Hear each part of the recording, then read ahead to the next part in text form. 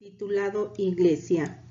Damos gracias a Dios por permitirnos compartir este tema por este medio y le pedimos que envíe su Espíritu Santo sobre cada uno de nosotros. ¿Alguna vez te has preguntado por qué es tan importante saber si estoy en la iglesia correcta? ¿Que acaso no cualquier iglesia me lleva a Dios? Y si todas se basan en la Biblia, entonces, ¿dónde encuentro la verdad? ¿En la iglesia o en la Biblia? Dejemos que la palabra de Dios nos dé la respuesta.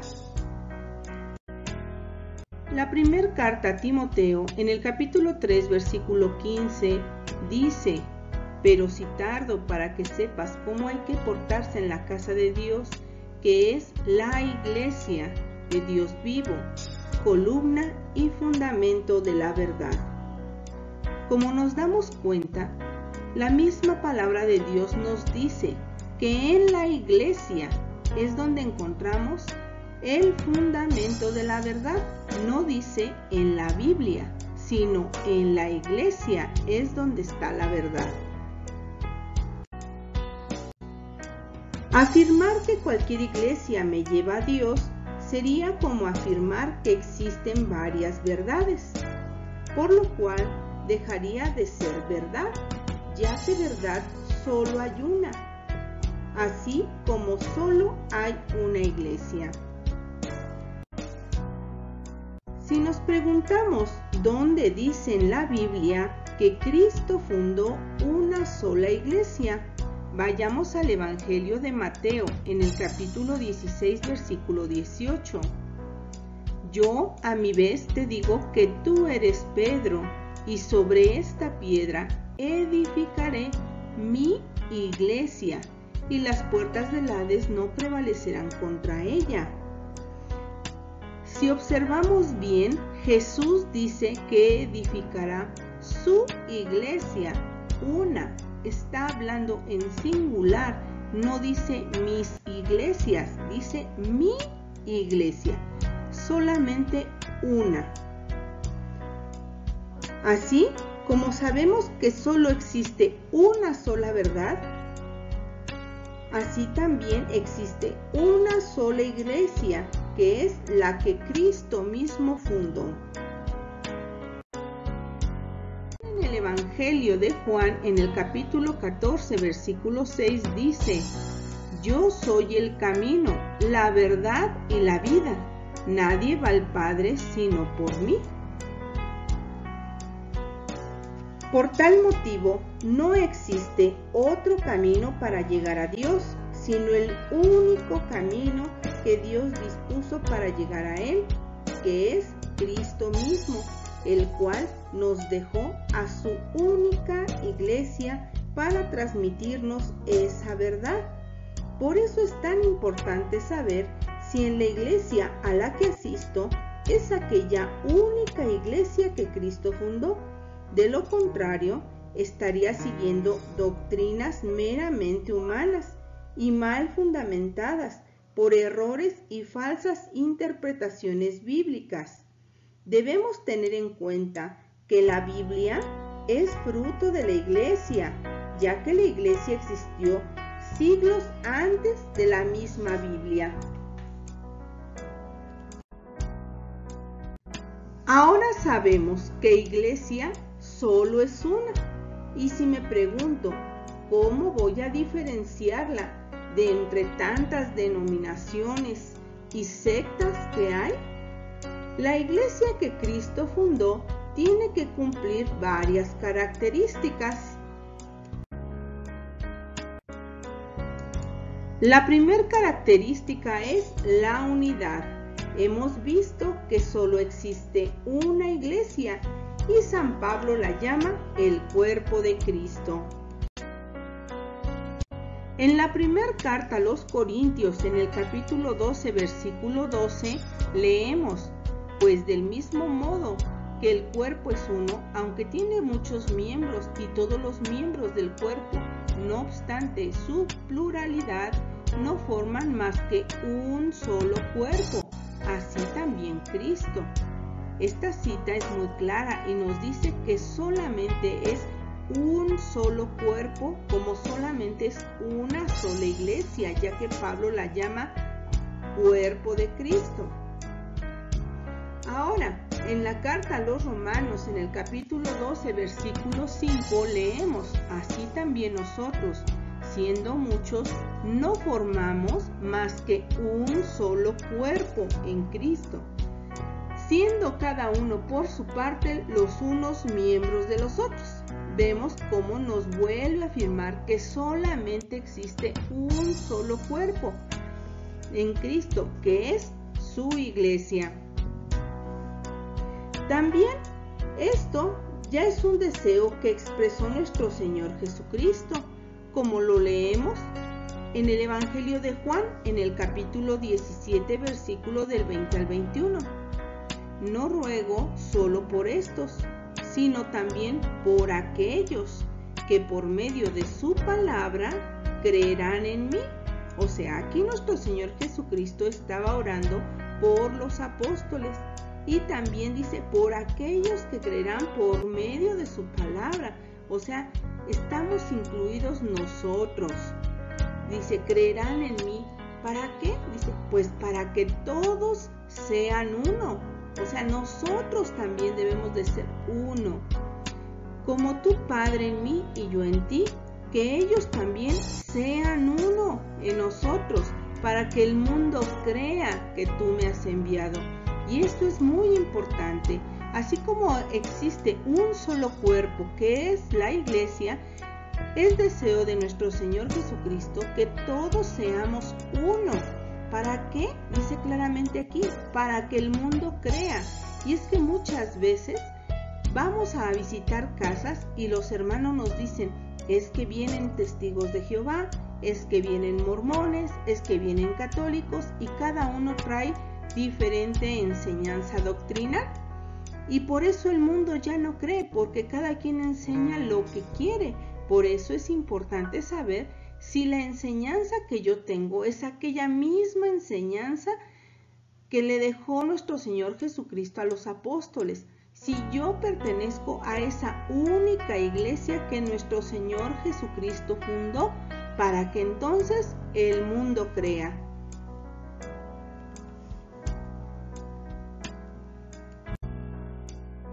Nos dice el Evangelio de Juan en el capítulo 10, versículo 16, también tengo otras ovejas que no son de este redil, también a esas las tengo que conducir y escucharán mi voz y habrá un solo rebaño, un solo pastor.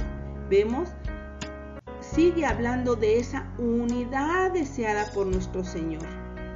La primera carta a los Corintios en el capítulo 1 versículo 10 nos dice, os conjuro, hermanos, por el nombre de nuestro Señor Jesucristo, que tengáis todos un mismo hablar y no haya entre vosotros divisiones, antes bien estéis unidos con una misma mentalidad y un mismo juicio. Aquí sigue hablando de esa unidad, que todos tengamos un mismo pensar y que no haya divisiones. Ahora, analicemos si la Iglesia Católica cumple con ese primer requisito de unidad. Tenemos un único pastor, que es nuestro Señor Jesucristo, y su vicario el Papa, que es la autoridad eclesial dentro de este mundo. También esa unidad se manifiesta en las celebraciones eucarísticas en todo el mundo, donde vivimos un mismo rito litúrgico, se leen unas mismas lecturas en todo el mundo, tenemos unos mismos sacramentos, profesamos una misma fe en todo el mundo. Valdría la pena preguntarnos si las sectas o las diferentes denominaciones religiosas cumplen con esa unidad querida por nuestro Señor y la manifiestan en todo el mundo, si profesan una misma fe, que lo mismo que enseñen aquí, enseñen en todo el mundo. Siguiente característica: la iglesia de nuestro Señor Jesucristo es santa. y es santa porque su fundador es santo. La carta a los Efesios en el capítulo 5, versículo del 23 al 30 nos dice: porque el marido es cabeza de la mujer, como Cristo es cabeza de la iglesia. Cristo es la cabeza de la iglesia y dice el Salvador del cuerpo. Habíamos visto que el cuerpo de Cristo es la iglesia. Por lo tal, Cristo es el Salvador de su cuerpo, de su iglesia. No dice de los cuerpos, sino dice del cuerpo y está hablando de su cuerpo. Así como la iglesia está sumisa a Cristo, así también las mujeres deben estarlo a sus maridos en todo. Maridos, amad a vuestras mujeres como Cristo amó a la iglesia y se entregó a sí mismo por ella, para santificarla. Vemos que Cristo se entregó por su iglesia con una finalidad, para santificarla, para hacerla santa, purificándola mediante el baño del agua. Aquí nos habla que desde el bautismo, que es ese baño del agua, Cristo comienza a santificarnos en virtud de la palabra y presentársela resplandeciente a sí mismo, sin que tenga mancha ni arruga, ni cosa parecida, sino que sea santa e inmaculada. Su iglesia debe de ser santa e inmaculada. Así también deben de amar los maridos a sus mujeres, como a sus propios cuerpos. El que ama a su mujer se ama a sí mismo, porque nadie aborreció jamás su propia carne. Antes bien, la alimenta y la cuida con cariño, lo mismo que Cristo a la iglesia, pues somos miembros de su cuerpo. Aquí qué bonito nos dice esta cita bíblica, que Cristo ama tanto su cuerpo, o sea, a su iglesia. Dice, nadie aborreció jamás su propia carne, mucho menos Cristo va a aborrecer a su iglesia. Él está santificando y también la alimenta y la cuida con cariño.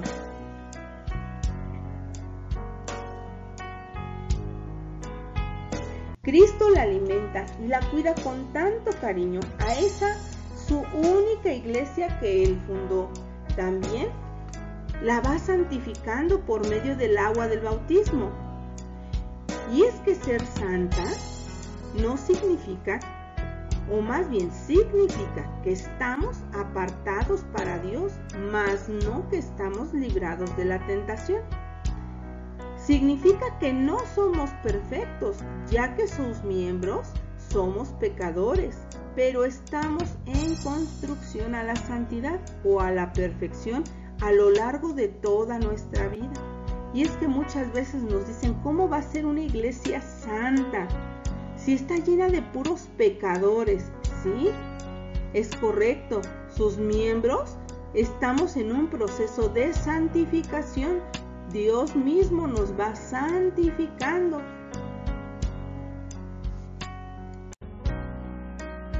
Vayamos a la siguiente característica, debe de ser católica. La palabra católica proviene del griego católicos, que después se latinizó en católicus y significa universal, totalidad. Y esto lo encontramos de manera implícita en la Biblia. Y es que muchas veces nos preguntan, ¿y dónde encuentras la palabra católica en la Biblia? Pues en ningún lado, así como tampoco encontramos la palabra Biblia en la Biblia. Por eso he dicho que la palabra católica viene de manera implícita en la Biblia. Vayamos a ver el Evangelio de Mateo, en el capítulo 28, versículo del 19 al 20, dice, id pues y haced discípulos a todos. Aquí nos está hablando de la totalidad, las gentes, y bautizarlas en el nombre del Padre, del Hijo y del Espíritu Santo, y enseñándoles a guardar todo lo que yo os he mandado. Y aquí que yo estoy con vosotros todos los días hasta el fin del mundo. Aquí vemos claramente que dice a guardar todo lo que les he enseñado. No dice una parte, lo que les guste, lo que les convenga, sino todo. Está hablando de totalidad. Jesucristo en su iglesia va a estar todos los días hasta el fin del mundo. El Evangelio de Marcos, en el capítulo 16, versículo 15, leemos: y les dijo, id por todo el mundo. Volvemos a ver esa totalidad. Y proclamar la buena nueva a toda la creación. ¿Sí? Significa totalidad, universalidad. Y aquí manda a proclamar a todo el mundo. Esto quiere decir que la iglesia no es que se llame católica, sino que la iglesia que Cristo fundó es católica, o sea, es universal, es para todos, es para todos los tiempos. Nuestro Señor Jesucristo no le puso nombre a su iglesia, sino que le encomendó una misión. Ahora, si nos preguntamos, la combinación de iglesia católica, ¿de dónde surgió? Bueno, pues se halla por primera vez cerca del año 110 en una carta de San Ignacio de Antioquía, quien fuera discípulo directo del evangelista San Juan. Pasemos a la de la iglesia. Es apostólica. Esto significa que debe de tener la enseñanza de los apóstoles, aquella enseñanza que recibieron directamente de Cristo, ya que ellos fueron los titulares de anunciar la palabra de Dios, así como de suministrar los sacramentos como el bautismo, y con la garantía de permanecer con nosotros hasta el fin de la historia. Regresemos al Evangelio de Mateo en el capítulo 28, versículo del 18 al 20. Id pues y haced discípulos a todas las gentes, bautizándolas. Aquí les está encomendando el suministrar los sacramentos, a ellos les está autorizando eso. En el nombre del Padre, del Hijo y del Espíritu Santo. Y enseñándoles, vemos cómo ellos son los titulares de enseñar aquello que Él les ha mandado, aquello que Él les enseñó, y con la promesa de estar con su iglesia hasta el fin del mundo.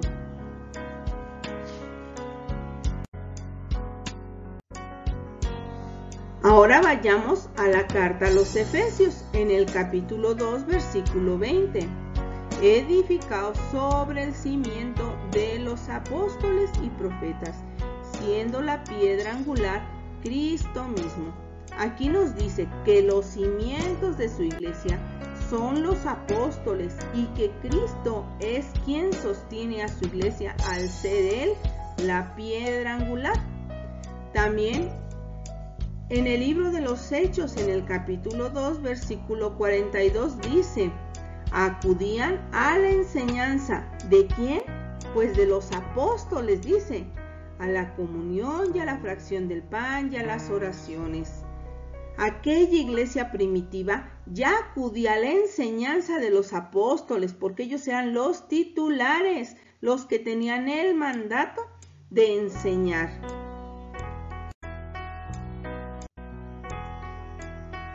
Pero vayamos a otras características que también tiene la Iglesia Católica, la Iglesia que Cristo fundó, y es la presencia de María. Eso es muy importante, porque tristemente lo primero que sacan las sectas de su iglesia o aparente iglesia, pues es a María.